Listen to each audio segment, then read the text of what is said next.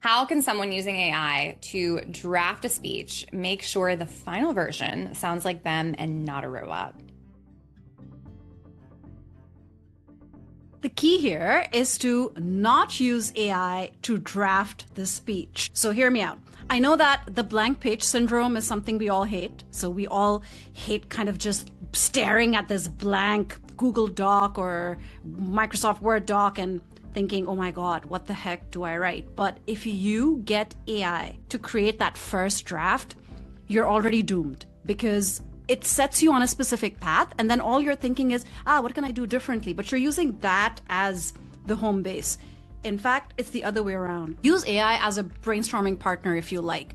Give it some prompts and say, I'm going to do a presentation for this kind of audience on this topic. Give me some ideas for structuring the presentation, but do not write the presentation out for me. Then take some of those ideas and create your own first draft. That way, you're not starting with a blank page, but you're not asking AI to create that first draft for you. The first draft really should be your ideas, your stories, your perspective, your personality.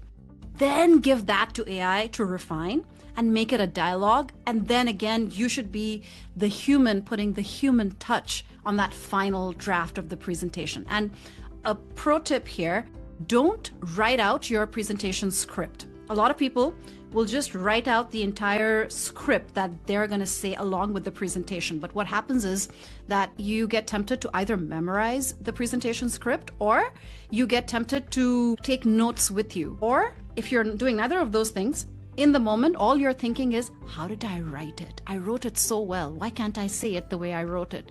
None of those things are going to guarantee success in the moment. So you have notes, turn them into bullet points, practice with those bullet points, but create sentences in real time as you're speaking and delivering. And that's going to sound the most natural and confident.